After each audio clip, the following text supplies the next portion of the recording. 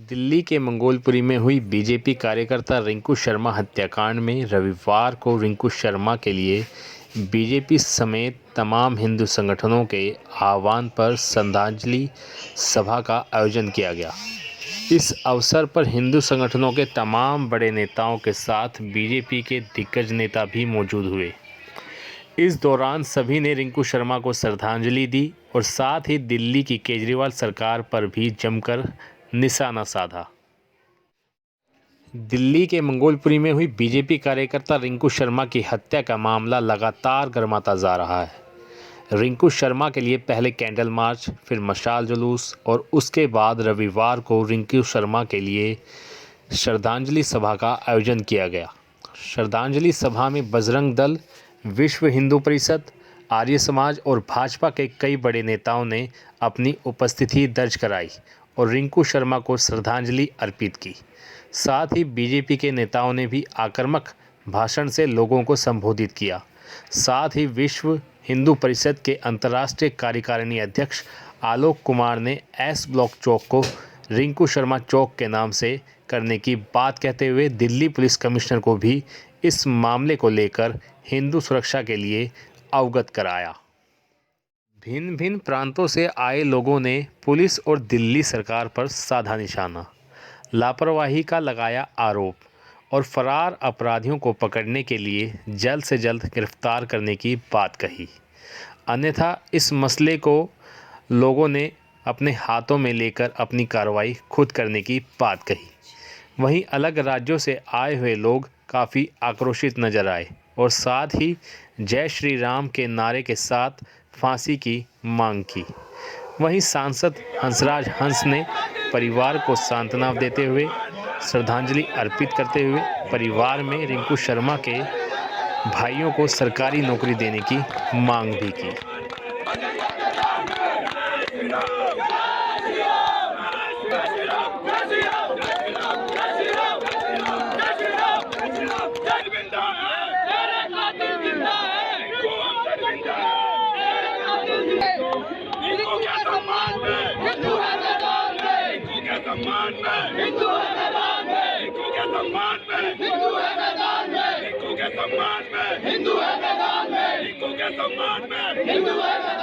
कहना चाह रहे हैं, क्या मैसेज देना चाह रहे हैं आप? हम दो तीन बातें स्पष्ट करना चाहते हैं। पहली बात तो ये कि सीसीटीवी के फुटेज में 12 लोग वहाँ पे आए हुए मालूम पड़ रहे हैं। उसके बाद में महिलाएं भी आई थीं। 5 लोगों की गिरफ्तारी से काम नहीं चलेगा। पुलिस ने उन 12 के 12 लोगों को और उन महिलाओं को गिरफ्तार करना पड़ेगा। दूसरी बात, ये बात झूठ है कि ये व्यावसायिक झगड़ा था, इसलिए इस लीपापोती के प्रयत्न में उनको नहीं पड़ना चाहिए। श्री राम जन्मभूमि के 5 अगस्त के कार्यक्रम के दिन भी झगड़ा हुआ था, इस बार भी हुआ था। और जिस परिवार के लोगों की बीमारी में इन लोगों ने 2 बार खून दिया, उन्होंने आकर के राम जी का काम कर रहे हो इसलिए हत्या की है। ये जिहाद है, इसको स्वीकार करके और तुरंत कार्रवाई करना। जिस दिन हत्या हुई उसके 30 दिन में चालान फाइल हो, फास्ट ट्रैक कोर्ट में मामला जाए और जल्दी से कन्विक्शन सिक्योर करें। इन सब बातों के हुए बगैर हिंदू समाज को संतोष नहीं होगा। आलोक जी, अभी भी पुलिस ने इस बात नहीं कही है कि इस तरीके की घटना हुई है। आरोप परिवार पहले दिन से लगा रहा है, एफआईआर में दर्ज किया, लेकिन पुलिस ने बार बार यही दोहराया कि आपसी रंजिश का मामला। आपसी रंजिश का मामला नहीं था और इसलिए आज की सभा में भी हमने कहा है और हम इस बात पे रहेंगे कि हम पुलिस को इस मामले को डाइल्यूट करने नहीं देंगे। वजह क्या नज़र आती है आपको डाइल्यूट करने की? अगर तरीके से मुझे लगता है कि इस देश की एक मनोवृत्ति बन गई है कि जहाँ कहीं भी कोई इस्लामिस्ट एग्रेसर होता है, जिहाद के नाम पे होता है, तो उसको सटरफ्यूज करने की, उस पर पर्दा डालने की चेष्टा होती है। सत्य को फेस करना चाहिए, सत्य को फेस करना पड़ेगा। और जब परिवार और आई विटनेसेस कह रहे हैं कि झगड़ा राम जी का था, तो पुलिस को ये स्वीकार करना पड़ेगा। Thank you. दिल्ली सरकार के लिए क्या कहें? मुझे शर्म आती है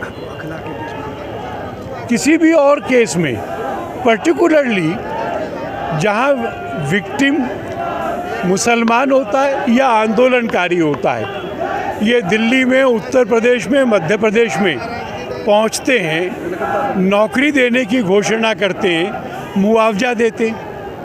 अब ये तो पक्का है कि उसकी हत्या हुई है, तो ये सहानुभूति का पात्र क्यों नहीं है? ये सरकार की सहायता का पात्र क्यों नहीं है? मुख्यमंत्री या उप मुख्यमंत्री जब सब जगह जाते हैं तो यहाँ क्यों नहीं आए? और अगर इन बातों को भी हिंदू मुस्लिम बाइनरी से देखा जाएगा तो फिर ये मुस्लिम परस्ती एक हिंदू वोट बैंक बनाएगी और इसके एडिकेट पॉलिटिकल रिपरकशंस होंगे। सर, इस चौक को रिंकू शर्मा चौक के नाम से जाना जाएगा। वो जनता ने तो कर दिया, आज से हो गया है, अब से हो गया है। हम फॉलो करेंगे कि कानूनी प्रक्रिया भी पूरी हो, पर चौक तो रिंकू शर्मा चौक हो गया है। सर, अपना परिचय बताइए। मेरा नाम सतीश गुप्ता है और उत्तरी विभाग दिल्ली का संयोजक हूँ बजरंग दल का, विश्व हिंदू परिषद से। आज श्रद्धांजलि सभा रखी गई है, क्या लगता है आपको? श्रद्धांजलि सभा तो देखो जी, हमारा कार्यकर्ता था, दुख की घड़ी है, पूरे परिवार को दुख है और इस दुख की घड़ी में हम श्रद्धांजलि सभा रखी है। हमने लोगों को जागरूक भी किया, लोग जागरूक भी हुए हैं और हम इस सभा से ये संदेश भी देना चाहते हैं उन दुष्टों को जो मुगलिय सल्तनतों की औलाद हैं, उनको ये संदेश देना चाहते हैं कि हमारे हिंदू का जो अब बराबर हत्या करते रहते हैं, अब ये हत्या करनी बंद कर दें, वरना तो इसका दुष्परिणाम जो है वो उनके सामने आने लग जाएगा। हमने केरल में भी बहुत हत्याएं हिंदुओं की हुई है, सनातनी धर्म की हुई है और पश्चिम बंगाल में भी हो रही है। उसी प्रकार जहाँ जहाँ की ये क्या कहते हैं लेफ्ट की पार्टियाँ बैठी हुई हैं, जैसे केजरीवाल हो गई या ममता बनर्जी, इस जगह हमारे हिंदुओं की, अनेक हिंदुओं की हत्या होती है जो भी सक्रिय कार्यकर्ता होता है। हमारे को एक अपने शेर बजरंग दल के कार्यकर्ता की हत्या पे बहुत दुख है और हमारा शेर गया है, लेकिन हम उसे गया हुआ भी नहीं कहेंगे, वो हम सबके बीच में है, जीवित है और सदा रहेगा। और हम उसके परिवार का, जिस प्रकार से हमारे केंद्रीय संगठन मंत्री आए थे सुरेंद्र जैन जी, उन्होंने भी कहा कि हम इसके पूरे परिवार का लालन पालन करेंगे और उसकी सुख सुविधा का भी ध्यान रखेंगे। तो इस प्रकार से बजरंग दल पूरी तरह तात्पर्य से उनके लिए काम करेगा और अब इस एरिए में अगर किसी भी एक भी बजरंगी को उंगली लग गई तो उसका परिणाम उनको ईंट का जवाब पत्थर से दिया जाएगा और भुगतना पड़ेगा। ये होगी कि रिंकू शर्मा के फरार आरोपी कब तक गिरफ्तार किए जाते हैं और आए हुए नेताओं के किए गए वायदे कब तक पीड़ित परिवार के लिए निभाए जाएंगे।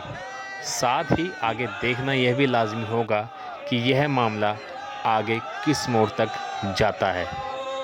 सिस्टम समाचार के लिए संदीप राणा, दिल्ली।